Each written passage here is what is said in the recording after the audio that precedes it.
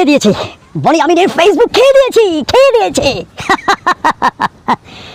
Chandu, this is Bonnie Amin. This is not your dad. Chow, dot, Bengali. This is Bonnie Amin, okay? Bonnie Amin from Australia. It's not that easy.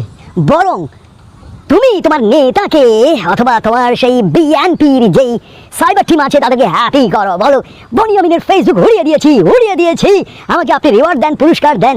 গান্ডে BNP গান্ডে বনি আমিনের সাথে এগুলো করবি? No, it's not possible, ওকে? আমি জীবনে কখনোই আমার কোনো ভিডিও শেয়ার, লাইক, কমেন্ট করার জন্য বলিনি, কিন্তু আজ যারা আল্লাহর রাস্তায় আছেন, যারা ইসলামের নীতি, ইসলামের আইন আমার জন্মদেশে চাচ্ছেন, আমি তাদেরকে বলবো আমার এই ভিডিওটা শেয়ার করে ছড়িয়ে দিন, দেখিয়ে দিন দিস ইজ বনি আমিন। বনি আমিনকে ধরা এত ইজি না। আল্লাহর পথে বনি আমিন আছে, ইসলামের পথে আছে। আপনারা সবাই আমার এই ভিডিওটা শেয়ার করুন, সবাই শেয়ার করে ছড়িয়ে দিন। বনি আমিনের ফেসবুক ইনট্যাক্ট সুরক্ষিত আছে, শুধু হাইবারনেশনে গিয়েছে। হাইবারনেশন মানে নিদ্রায় গিয়েছে, ঘুমে গিয়েছে, ওকে? শোন, তোদেরকে বলছি, এবার ইসলামের জয়। যত চেষ্টা করিস মৌরি চালাবাজি আমার জন্মদেশে। হ্যাঁ, বনি আমিন তার টিম সহ সিদ্ধান্ত নিয়েছে আপাতত বনি আমিনের ফেসবুক এবং ফেসবুক প্রোফাইল কিছু দিনের জন্য বিশ্রামে থাকবে। বিশ্রামের বাংলাটাকে কি বলে? ডিঅ্যাক্টিভ। বনি আমিনের ফেসবুক উড়িয়ে দিয়েছি। No Chandu, this is Boni Amin. This is not সেই Elias Hossain, this is not Pinaki Bhattacharya. ওদেরকে যত ইজিলি তোমরা অ্যাটাক করেছো, it's not that easy to attack Bonny Amin. আমি মায়ানমার যাচ্ছি, আগামী মাসে মায়ানমার যাচ্ছি এবং থাইল্যান্ড যাচ্ছি। ওখান থেকেই তোদের সাথে কথা হবে। আমার যে টিম মেম্বাররা আছে from south Africa, Kuwait, Bangladesh and Australia, আমরা সিদ্ধান্ত নিয়েছি যে বিএনপির এই গান্ডুরা ওরা নিজেরা একটু কৃতিত্ব নিক, যে বনি আমিনের ফেসবুক উড়িয়ে দিয়েছে। শোন, বনি আমিন ইজ বনি আমিন। আমি কখনো বলিনি আই অ্যাম বনি আমিন, আমি কখনো বলিনি। আমি কি বলছি? This is Boni Amin. Remember, Khaleda জিয়ার মৃত্যুর রহস্যের প্রতিটি প্রমাণ পরতে বনি আমিনের কাছে আছে। আর সেটা তৃতীয় আরেকটি দেশ থেকে যে তথ্য সংগ্রহ করে আমি আজ তোমাদের কাছে প্রকাশ করব, তবে ফেসবুকে না, এটা ইউটিউবেই যাবে। তোমরা একটু চোখ রাখো। আচ্ছা, এখন একটু দেখো তো দেখি কি তথ্যটা। এই ভিডিওটা একটু ক্লিপটা দেখো। কিন্তু না, সেটা করা সম্ভব হয়নি। দেখেন, হোম অফিস কোনো ভিসা দেয়নি, এবং এয়ার কার্গো, আমি বলবো যে অ্যাম্বুলেন্স, তারাও রিফিউজ করেছে। এখন তিনি মারা যাওয়ার পরে লাশও পাঠাতে পারছে না, দাদাদের সাথে নেগোসিয়েশন হয়নি, তারিখও আনতে পারছে না। কিন্তু এইদিকে এস আলমের সাইফুজ্জামান, সেই জয়ের পুরা কি জানাম, শেখ হাসিনা জয়, মানে পুরো নাম মানে শেখ হাসিনা জয়ের নির্দেশে তখন ওখানে ঘটে মারছিল সাইফুজ্জামান ঘুরখোর, সেখানে এস আলমের সাইফুল।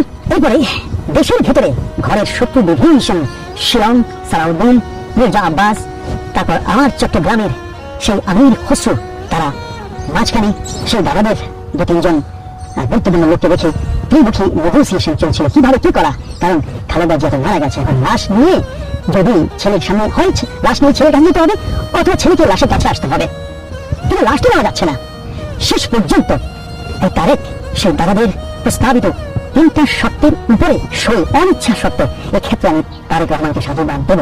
সে চাইনি সই দিতে, যে এই গোলামীর দাসখত বাংলাটা কি জানো বলে? বাংলা বলে দস্তখত।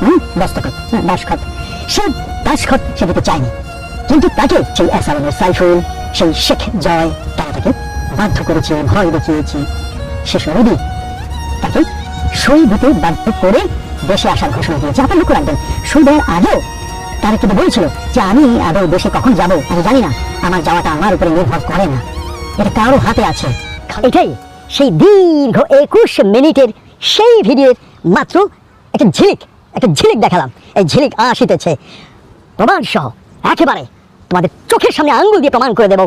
সেই বিদুষী নারী, বাংলাদেশের রাজনীতির শ্রদ্ধেয় সেই গুণবতী নায়িকা খালেদা জিয়া ইন্তেকাল করেছিলেন 6 ডিসেম্বর অস্ট্রেলিয়ান টাইম 4:20 PM মারা গিয়েছিল।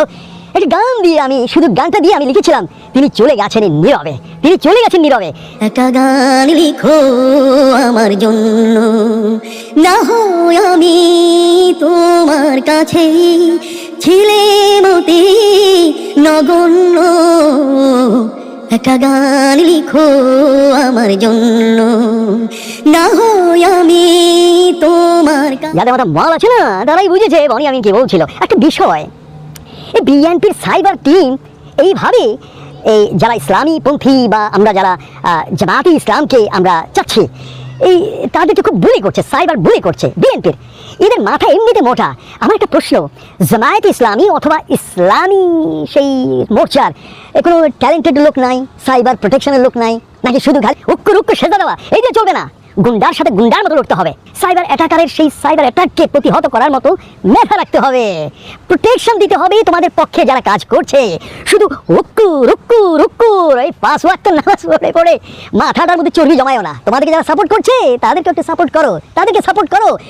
আল্লাহর রহমতে বনি আমিনের হয়তো বা লাগবে না, বনি আমিন ওয়েল প্রোটেক্টেড ইনশাআল্লাহ। আমরা বলে রাখছি, বনি আমিনের ফেসবুক মেরে দিয়েছি, বনি আমিনের ফেসবুক খেয়ে দিয়েছি। নো চাঁদ ডিঅ্যাক্টিভেট করে বিশ্রামে রেখেছে বনি আমিনের ফেসবুক।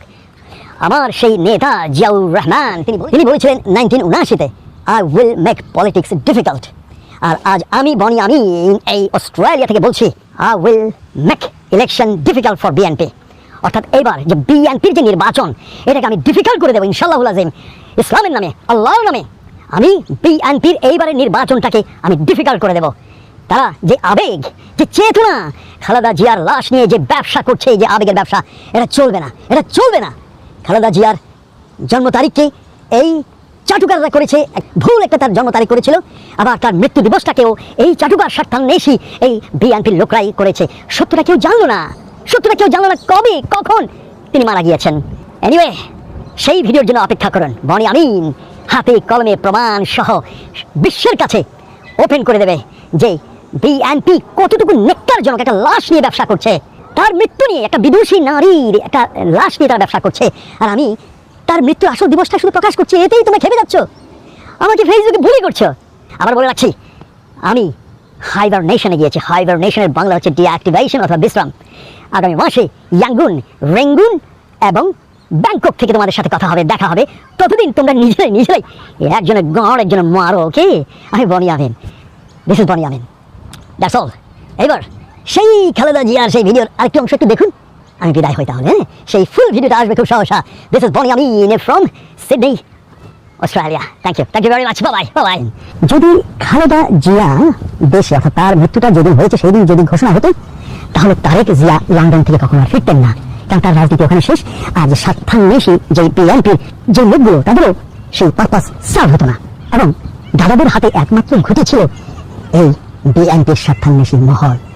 দাদারাই যেভাবে ছক এঁকে দিয়েছিল, ঠিক সেই ছক মোতাবেকই কাজ হয়েছে। তারেক জিয়া প্রবাসে থাকা অবস্থায় যদি মাকে মৃত ঘোষণা করা হতো, তাহলে বিএনপি রাজনীতি শেষ, তার জিয়া আসতো না।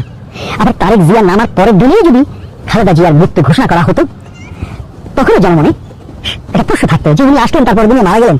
আপনাদের মনে আছে বনি তখন বলেছিল যে না, মৃত্যু এখন ঘোষণা করবে না, এটা কুলিং পিরিয়ড বলে, এটাকে ইংরেজিতে বলে কুলিং পিরিয়ড, যে তারেক আসবে, আসার ধরুন 1 সপ্তাহ সময়ের ভিতরে তারপর তারা মায়ের মৃত্যু ঘোষণা করবে। অর্থাৎ বিএনপির ভোট প্রচারণা, বিএনপির রাজনীতি বেঁচে গেল। আপনারাও আর তারেককে কোনো দোষ দেবেন না যে না, মায়ের মৃত্যুর সময় ছিল না। ঠিক আছে, মায়ের মৃত্যুর সময় এই যে অপবাদ, এই অপবাদ থেকে তাকে বাঁচিয়ে দেওয়া হলো। দর্শক, ভিডিওটি শেষ পর্যন্ত শুনে আপনার যদি কোনো মূল্যবান মতামত থাকে, অবশ্যই মূল্যবান মতামত জানিয়ে যাবেন। যারা চ্যানেলটি এখনো সাবস্ক্রাইব করেন নাই, চ্যানেলটি সাবস্ক্রাইব করে দিবেন, লাইক কমেন্ট শেয়ার রাখার সাথে থাকবেন। তো ভিডিওটা এই পর্যন্ত ছিল, দেখা হচ্ছে পরবর্তী অন্য কোনো ভিডিও নিয়ে। সেই পর্যন্ত সকালে ভালো থাকবেন, সুস্থ থাকবেন, এই কামনা করছি। আসসালামু আলাইকুম ওয়া রাহমাতুল্লাহ।